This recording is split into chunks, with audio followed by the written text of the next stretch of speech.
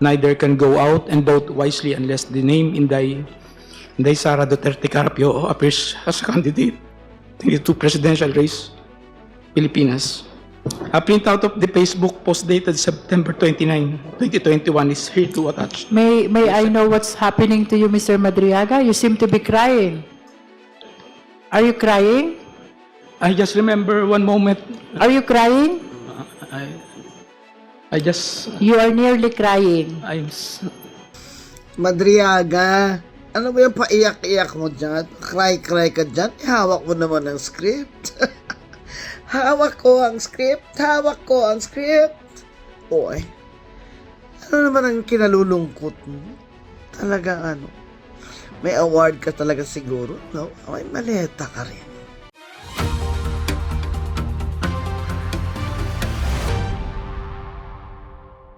.46 on the same day, I posted the same screenshot of our video conference on my Facebook account with the caption, "Just telling her I cannot vote intelligently without her name on the ballot.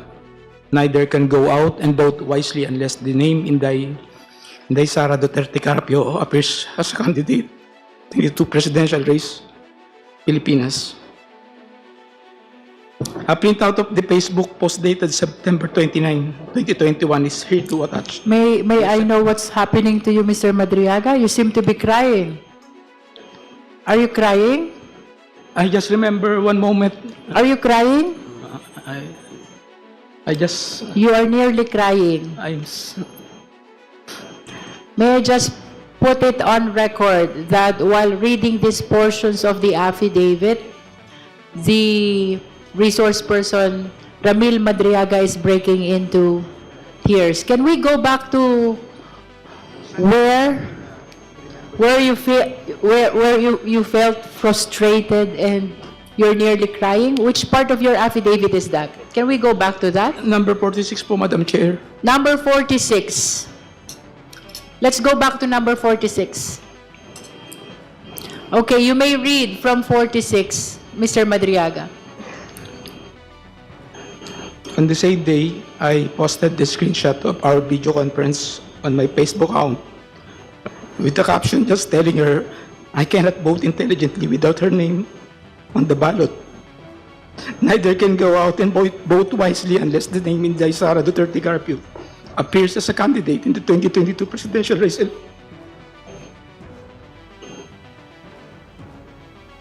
Would you like 47.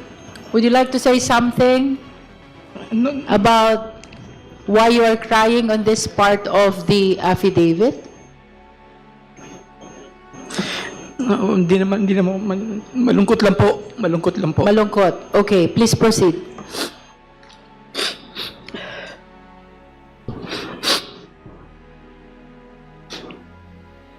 Madam Chair, can we allow the witness to please... Honorable Dumogan. Thank you, Madam Chair. Can we allow the witness to please get his composure before he will continue?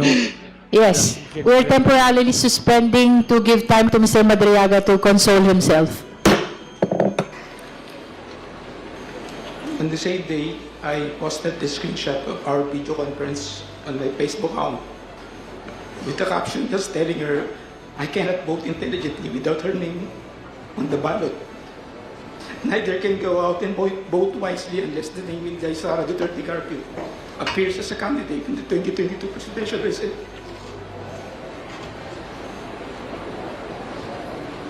Would you like 47. to say something about why you are crying on this part of the affidavit? Hindi naman, malungkot lang po. Malungkot. Okay, please proceed.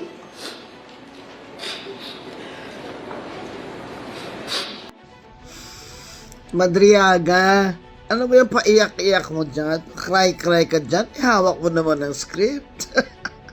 Hawak ko ang script.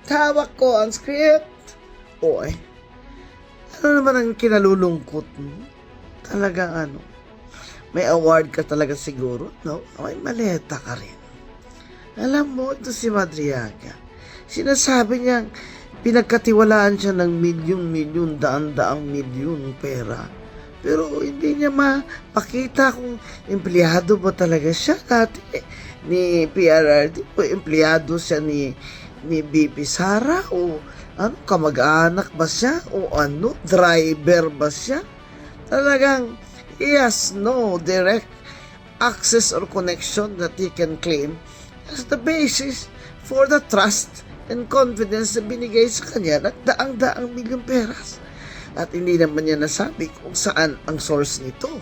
Paano mo masasabi ng perang yan ay galing sa masama kung hindi mo man nakita kung saan yan kinuha? Pambira itong committee ni Congresswoman Luistro. Lahat parang affidavit ni Madriaga ay admissible lang. May affidavit na may supplemental pa.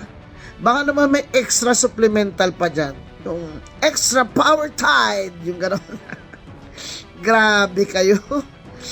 Ang witness nyo ay detainee, akusado ng kidnapping for ransom. Yan ang star witness nyo.